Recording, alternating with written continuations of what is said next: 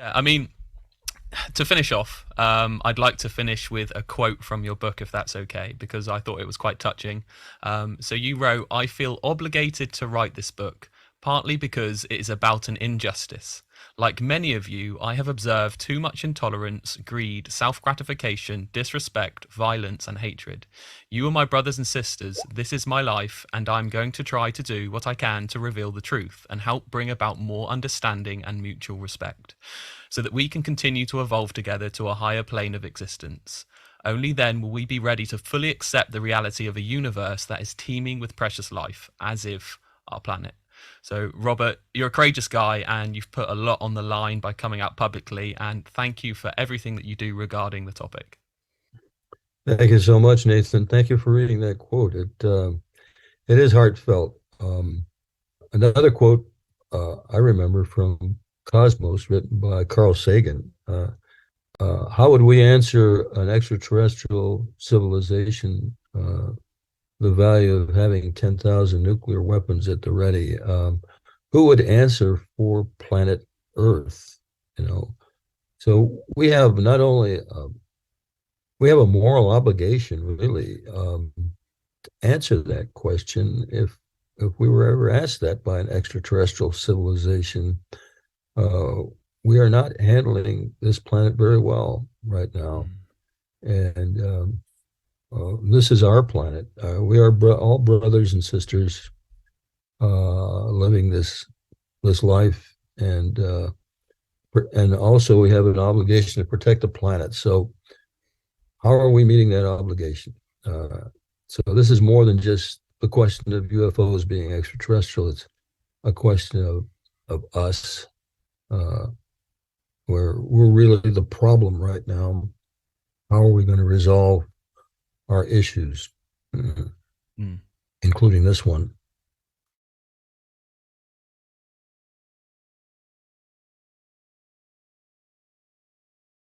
What kind of camera captured it? Like, was it from a plane or from a drone? It was from an aerostat. It was from our PTIDS, which stands for Persistent Threat Detection System. It's a big, giant balloon that is tethered to the base, and it just kind of floats. It has a big camera on it, and it just kind of scans the perimeter of the base to make sure that there's no threats incoming into the perimeter. Um, I don't know how they found it originally. I think they just saw movement on the sensor, and they just started following it, and that's what came up. As far as I know, there was no other sensors that could perceive it. No night vision. Nobody was able to see it with the naked eye. There are no other cameras or anything that picked it up. The only thing that was able to perceive it was the thermal sensor on the aerostat. Did anyone that you know of or hear about see it with their own eyes, or was it just on the camera? Just on the camera. So Ashley, he says that there was no one on the ground that was able to see it, that it was just that one camera, and that it was very, very mysterious and just went unexplained, but they did not think of it as a threat per se. But what did they think? Did they think this was, well, I know that he wasn't sure. He's calling it the ghost story. But does he have any intelligence on what the rest of the military thought? Because clearly, military intelligence wouldn't have just brushed it off as a ghost story.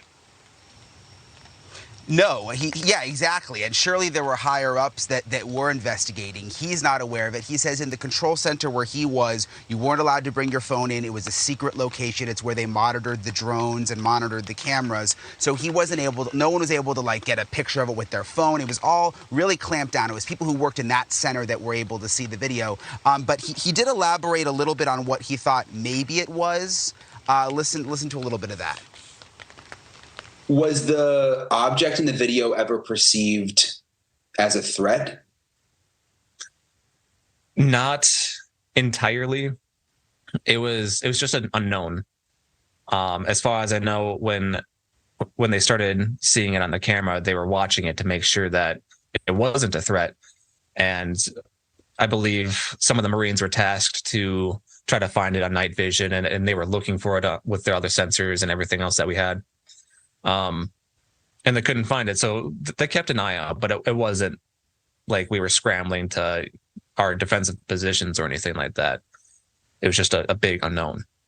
Did you think when you watched it for the first time that like it could be, non-human? It crossed my mind because the theories that we had, like I said, didn't fully explain it. And so naturally, I think our human minds or our curiosity kind of goes there and it's like, is this something extraterrestrial or extra dimensional or paranormal or whatever, you want to call it. So, I mean, yeah, the thought crossed my mind, but I'm still looking for logical explanations. Do you think it should have been taken more seriously from like a security perspective? I don't think we could have taken it more seriously because it was such just a weird incident. Something like that, all you can really do is keep an eye on it and try to get eyes on it from other sensors and other perspectives, and we just couldn't. And it didn't seem to be posturing to threaten us at all, so it wasn't like we needed to take immediate action against it. So, yeah, I think it was handled in the best way possible. Like I said, it kind of just ended up being kind of like the ghost story of the base. It was interesting, Ashley, to hear him keep calling it the ghost story. And then I asked him, and you mentioned it, I said, like, the jellyfish, were you guys calling it the jellyfish? And he said, no, we never even thought of calling it the jellyfish. From the beginning, they called it the spaghetti monster, which sounds kind of funny, but, you got these Marines in the middle of Iraq. This is the name they came up for it, and, never really knew what they were dealing with there.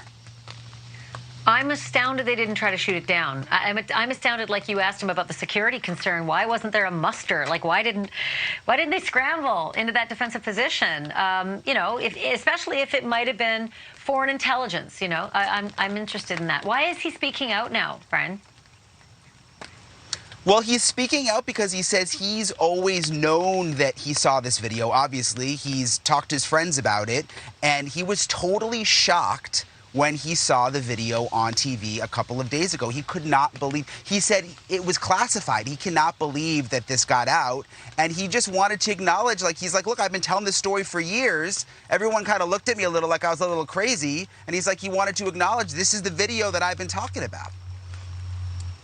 I wonder if there are others who come forward too, who were part of the ghost story on the base, so to speak. Brian, way to go. Great report.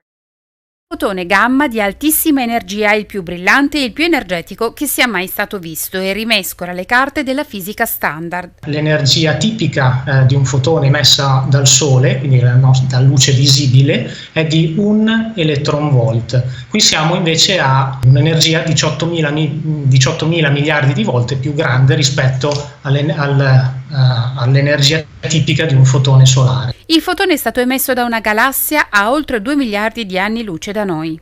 La fisica standard, la fisica convenzionale, ci direbbe che per queste caratteristiche, quindi questa distanza e questa energia del fotone, non potremmo vedere oltre i 10 teraeletronvolt, quindi un'energia che è circa la metà di quella che è stata osservata. I fotoni emessi da una sorgente così lontana, nel propagarsi all'interno dell'universo, possono interagire con i fotoni del fondo extragalattico e per questo perdersi. Invece questo è stato intercettato il 9 ottobre 2022 dal rivelatore cinese LASO. Come è possibile? Uno studio tutto italiano appena pubblicato prova a dare una risposta. I ricercatori dell'Istituto Nazionale di Astrofisica e di quello di Fisica Nucleare pensano ad una trasformazione. Fotoni così energetici in presenza di campi magnetici esterni possano trasformarsi in qualcos'altro, in particolare in quelle che vengono chiamate axion-like particles. Sono delle particelle predette dalla teoria delle stringhe e sono anche degli ottimi candidati ad essere la tanto cercata materia oscura. Mentre il fotone ad alta energia non potrebbe superare la luce di fondo extragalattica, quella emessa da tutte le stelle durante l'intera evoluzione dell'universo, le Alp risultano invisibili ai fotoni di fondo e non si perdono, arrivando così fino a noi. Serviranno altre osservazioni e saranno per questo fondamentali i nuovi osservatori astrofisici per alte energie come l'italiano ASTRI, che entreranno in funzione nei prossimi anni, ma i ricercatori confidano di avere fatto un passo in avanti nello svelare quel 25% del nostro universo che è ancora materia oscura. Okay, I have to ask you this question. It's from a listener on YouTube, Hervig the Wild. So he's saying, basically, we don't even know if what he grabbed off the bottom of the sea is anything to do with a bolide, yet you, Avi, are jumping to alien technology. Is that what you're saying? Is this alien technology, or are you claiming it is? I'm not claiming it. I'm saying it's a possibility. Now, let me explain where I'm coming from. Just like you, Brian, I worked early on cosmology, where, for example, we don't know what the dark matter is. That's the 83% of the matter in the universe. We have never witnessed it in the solar system. So in that culture that I worked on for decades, people were proposing different types of dark matter. It could be primordial black holes. It could be a very light particle like the axion. It could be massive particles like weakly interacting massive particles. And it could be all kinds of things. And when you were to propose observational signatures of a hypothesis, everyone would cheer because it allows experimentalists to pursue and rule out possibilities. So it's an integral part of doing science to propose possibilities so that we can rule them out and figure out the truth eventually, because one of them might be true. So the way I approach this subject is, if I see an object, a meteor, that was moving faster than 95% of the stars, that had material strength, tougher than iron meteorites, I say we should leave on the table the possibility that it is a Voyager-like meteor. If Voyager were to collide with a planet like the Earth, it would burn up in the atmosphere of that planet as a very tough object, because it's made of an artificial alloy, and it would move faster than usual because it was propelled by a chemical rocket. So that's all. I'm saying let's leave it on the table. And then the public gets extremely excited. And then some reporters report about it as if I'm saying that. And then my colleagues are arguing that I'm saying that. But I never said that. Listen to my podcast interviews, see what I write on medium.com, and you will never see that as me arguing that it must be an alien spacecraft. I'm just saying this is a possibility we should leave on the table. Just like in the case of dark matter, you would never dismiss weakly interacting massive particles as a possibility because you don't know the answer. Given the opportunity to be a scientist so that I can answer questions myself. I don't need to listen to Grush telling me what lies outside the solar system. Really, Grush, when he expressed himself as if what he's talking about is a result of extra dimensions or the holographic principle, this didn't sound I know these ideas in the context of string theory. We have no experimental clue to support them. They're completely speculative, unrelated to any phenomena at low energies, low space-time curvature that we have near Earth. So that sounded like far-fetched to me. But I just believe that evidence will guide us to the answer, and we should collect it rather than say it's an extraordinary claim, and therefore, since there is no evidence, we should just shy away from it, which is pretty much what all the critics are saying. I say, we need to seek the evidence.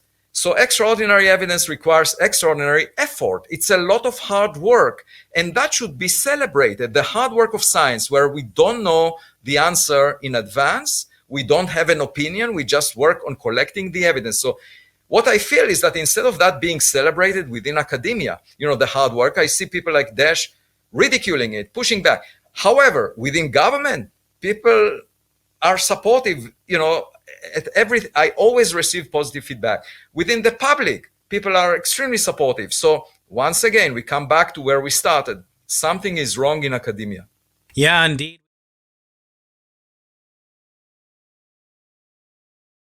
El tema UAP es un tema que, no hace falta que lo diga yo, es sobradamente conocido y es un tema que además se está hablando mucho últimamente. No precisamente por las pruebas de una civilización alienígena en la Tierra o en el espacio, eso habría cambiado el mundo absolutamente por completo, sino por múltiples declaraciones de científicos y personalidades famosas que han tenido algún tipo, yo diría, de relación con el fenómeno o que saben algo sobre lo que está pasando actualmente con ese fenómeno, el fenómeno, llamémosle UAP OVNI.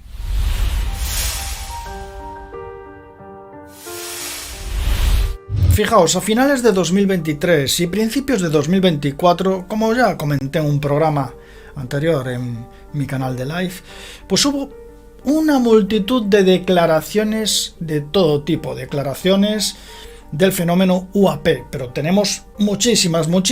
Por ejemplo, tenemos las declaraciones de Lue Elizondo, que como sabéis es el ex jefe del programa de ovnis del Pentágono, que afirmó que a mediados de 2024 habría una impactante revelación ovni. Mucho más allá fue su abogado, Daniel Sheehan, que, dijo que había conocimiento de que Estados Unidos guardaba naves no humanas en posesión y que incluso se había experimentado con teletransporte y antigravedad.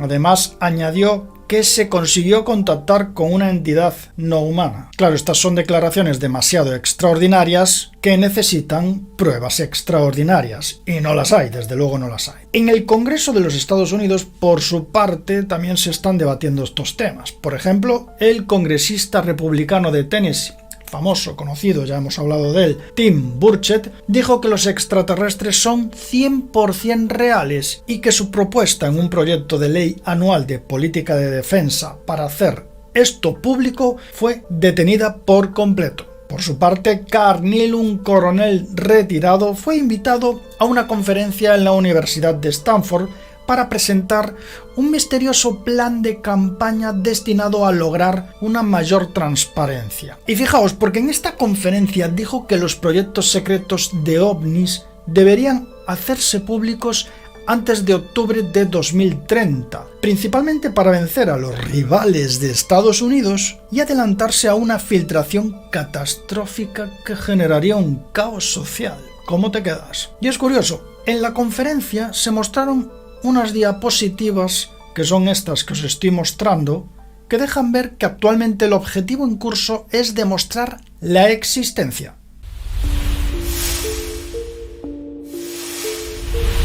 Pero fijaos, vamos a unas reuniones recientes ultra secretas que se han filtrado. Mirad, la primera de esas reuniones secretas fue presentada por David Grush, el famoso denunciante que juró ante el Congreso que todo lo que decía era verdad, bajo pena de perjurio, y que hizo las declaraciones explosivas sobre ovnis que todos conocemos. Y en esta reunión se hizo en Manhattan, fueron 60 personas, y fueron altos cargos del FBI, de la CIA, de Seguridad Nacional y de Wall Street.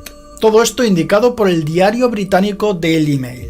Una de las personas filtró parte de la información y fotos en Reddit, a pesar de que estaba terminantemente prohibido. La persona era anónima, pero aún así borró todo su rastro en Reddit. Desapareció, pero quedaron sus fotos y lo que se dijo. Y lo poco que se filtró es que se habló en esa reunión de una nave que fue recuperada, que no era muy grande, era pues de un tamaño pequeño.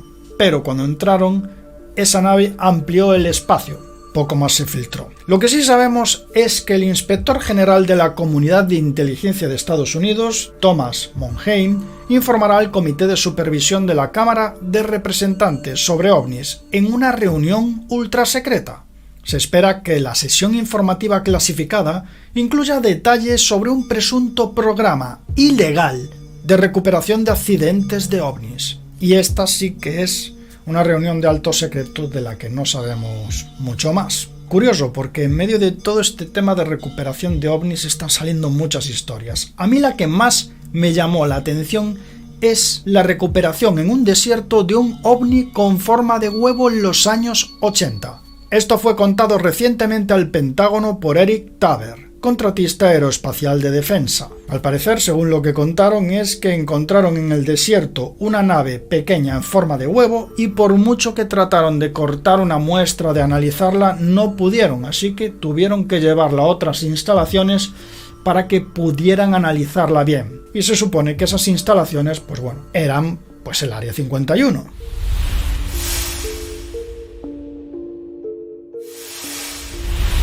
Después de todas estas cosas que están pasando, todas estas declaraciones, tenemos algo muy importante. Sí que es verdad, ¿no?, que un abogado puede hablar, un ex contratista, personas así pueden hablar, no se perjudican excesivamente. David Grush en este caso se enfrenta efectivamente a pena de perjurio porque declaró bajo juramento en los Estados Unidos, pero hay otros científicos que están hablando y se están jugando su reputación, porque claro, cuando habla un abogado, el trabajo de un abogado es representar a una persona y, digamos que no repercutiría tanto en su carrera. Los políticos, tampoco, yo diría que repercute demasiado en su carrera, pero cuando un prestigioso científico hace unas declaraciones muy impactantes, sí repercute en su carrera. Por eso científicos de fama mundial pues arriesgan pues eso, ¿no? Su reputación, sus carreras por estas cosas, y resulta increíble que arriesguen tanto. Por eso para mí tienen más credibilidad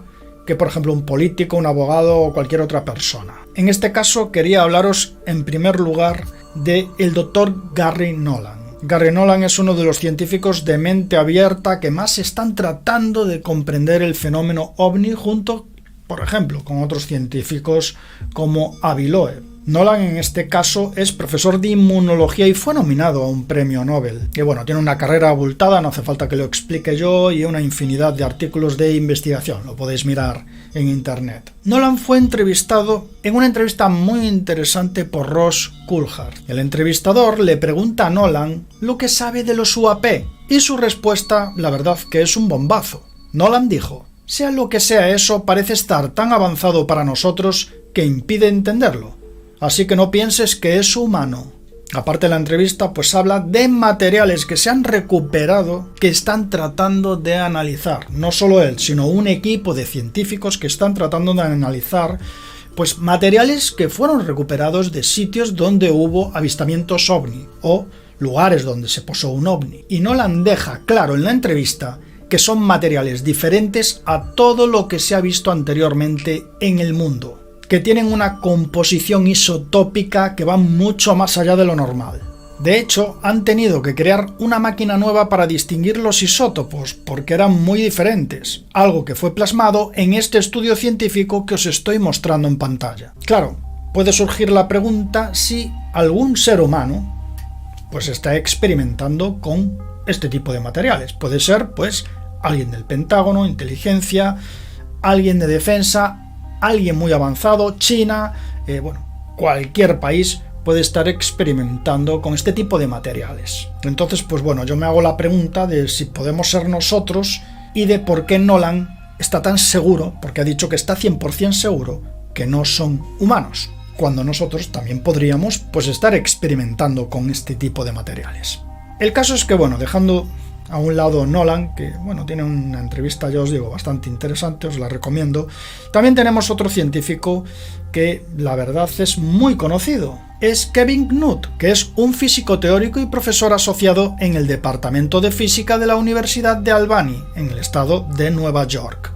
También un investigador con una fama mundial, muy conocido y que trabajó en la NASA desde el año 2001 al año 2005. Knuth también fue entrevistado en un podcast reciente y afirmó que estamos buscando los lugares equivocados y que si queremos encontrar algo tenemos que mirar en los océanos. Knuth dijo: vivir en una superficie protegida únicamente por una atmósfera plantea todo tipo de problemas, pero si vives en un océano, ir a otro planeta con océano es en realidad algo bastante bueno. Si es un océano de agua, entonces un océano de agua en otro planeta va a estar entre las temperaturas de 0 y 100 grados centígrados, así que las temperaturas no van a cambiar drásticamente de un océano a otro, yendo de un planeta a otro. Así que puedes encontrar un lugar agradable para pasar el rato si esa es la presión a la que estás acostumbrado. Las principales diferencias serán las sustancias químicas disueltas en el océano. Y teóricamente pues no serían muy distintas, ya que los océanos de los planetas pues deberían de ser no muy diferentes entre sí. El caso es que, según Knuth, ellos estarían escondidos en el océano, así que no miremos en tierra. Hay que tener en cuenta una cosa: el océano ocupa las 3/4 partes de nuestro mundo y la verdad está muy poco explorado. Cada vez que miramos al cielo y exploramos planetas, ya sea con el James Webb o con cualquier telescopio, comprobamos que cada vez aparecen más y más planetas oceánicos. Así que lo que dice Knuth no es para nada disparatado.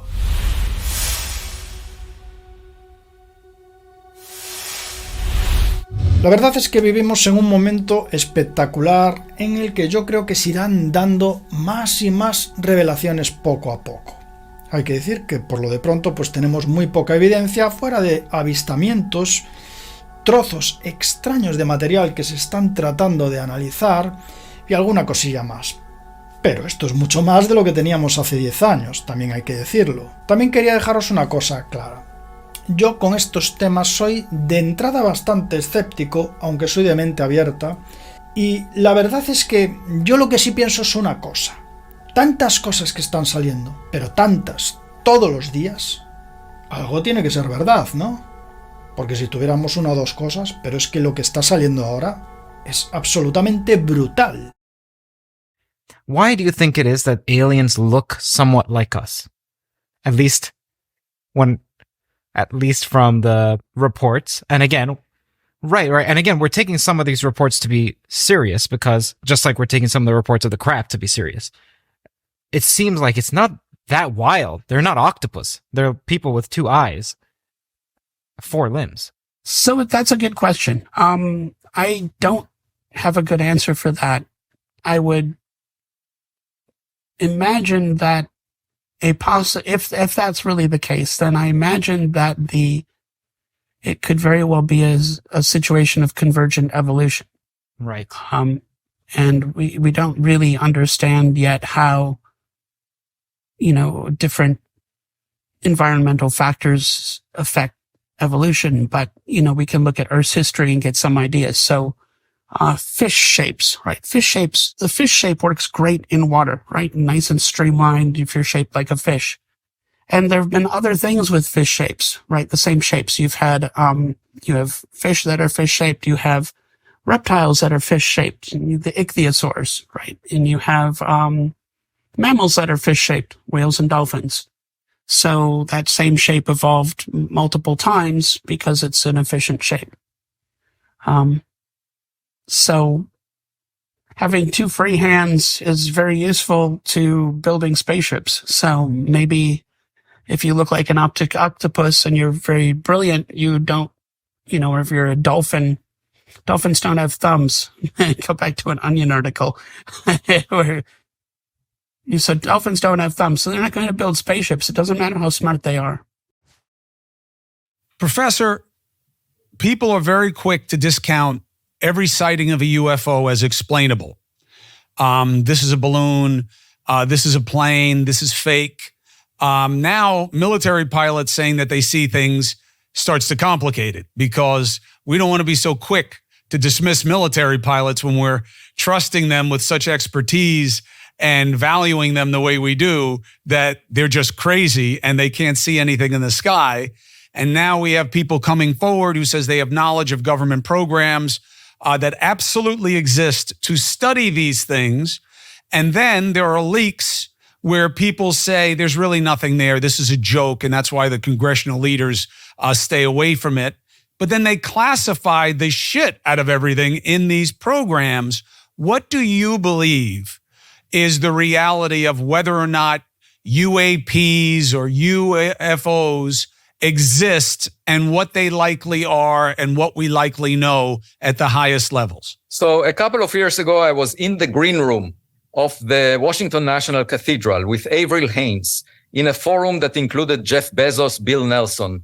And I came to Avril because she delivered a report to Congress talking about these unidentified anomalous phenomena. And she has a bachelor's degree from University of Chicago. She's the director of national intelligence.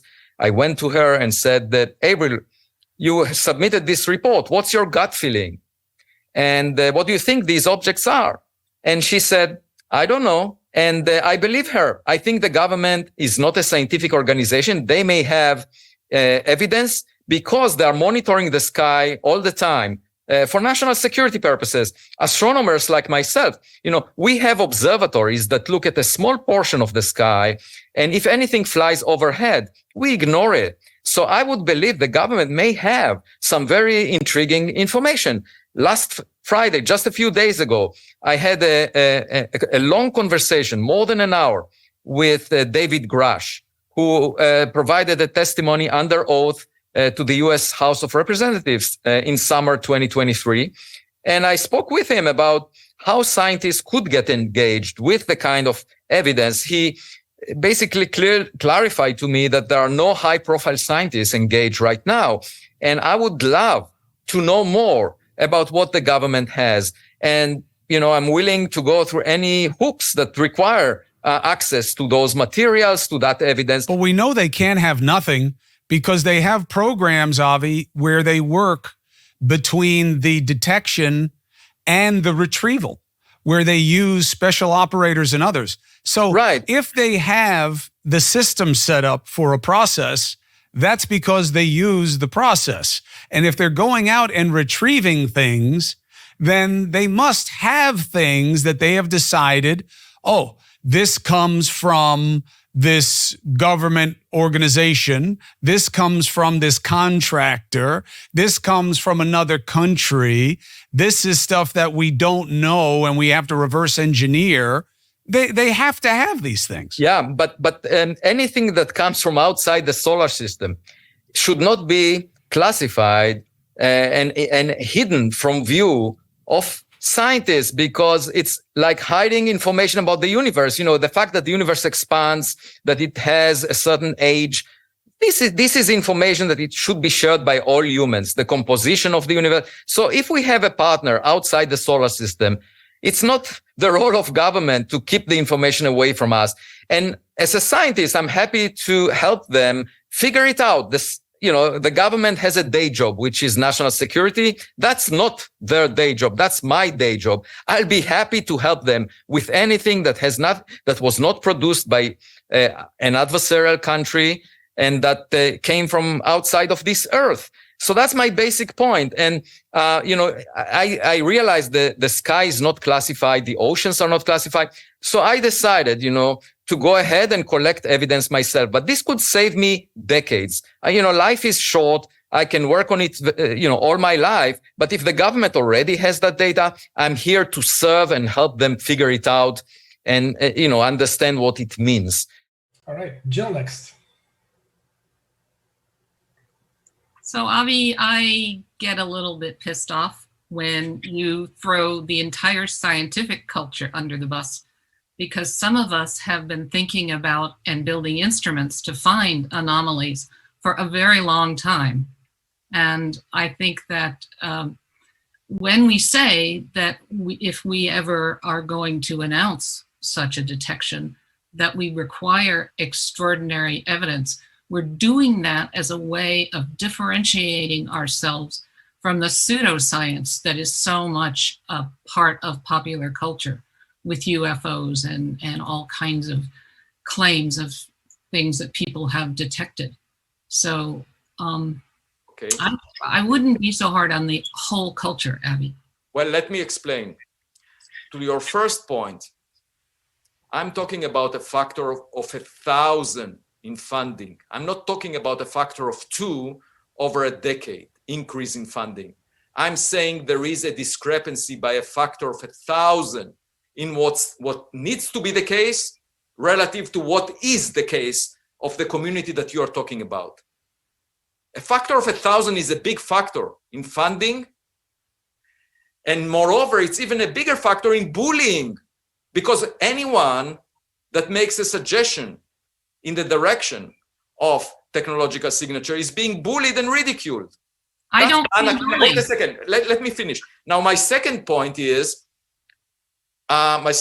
which is very important, is in the Dark Ages, people used to say that the human body should not be dissected. There shouldn't be operations because it has magical powers, because there is a soul. Now think about it. If scientists were to say, we don't want to discuss the human body until there are extraordinary evidence for something, we don't want to discuss it because of all this nonsense being said about the human body, where would modern medicine be? I say science has an obligation to focus on problems that are of interest to the public and use the scientific method to resolve them. And rather than say, we need extraordinary evidence and then step on the grass and not allow it to grow, which is currently the case. We need extraordinary evidence, but anyone that mentions this possibility is ridiculed by some blogger that doesn't even write a single paper in a decade.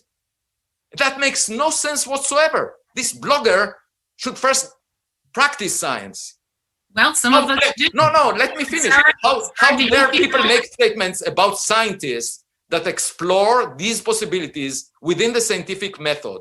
That's the acidic culture that I'm talking about. There is an acidic culture that suppresses innovation in the current culture of science. And the best example is SETI, because they say we need extraordinary evidence, and then they don't let people search for that extraordinary evidence by a factor of 1,000. I'm not talking about a small group of people at Berkeley or at the SETI Institute doing some work. That I'm talking about a factor of 1,000 increase in your budget, in the budget of the community, and a factor of 100 more people working on it, not at the SETI Institute, but everywhere, in every university. This becoming a mainstream subject, just like string theory is. Why should we fund searches for dark matter and not for technological civilizations as part of the mainstream? That's my argument. And I find it really surprising that I get opposition from you to that notion. I really don't like the generalization of the whole culture being bad mouth. Okay, and yeah, sure, I'd love our budget to be 1,000 times. Okay, so why are you opposing me? Why don't you join me in arguing for 1,000 times more budget? But Avi, I've been doing that for 40 years. Right? We've been arguing. You are arguing with me about the credit of who gets credit for arguing that, rather than saying I endorse your view. Why don't you say I endorse your view instead of saying, oh, I've been doing it, why are you doing it now? Why do you say that? Why don't you join forces with me and go for it? Rather than say, actually, I said it 40 years ago, you're saying it now, I want credit for that, you don't get credit. Who cares? Like, we are trying to promote a common cause. And you're arguing with me about credit. I just don't understand it. I think the culture as a whole shouldn't be bad-mouthed. That's what I'm saying. I think that you're being too sweeping in your condemnation. Okay, factor of 1,000 is too sweeping. Okay, fine.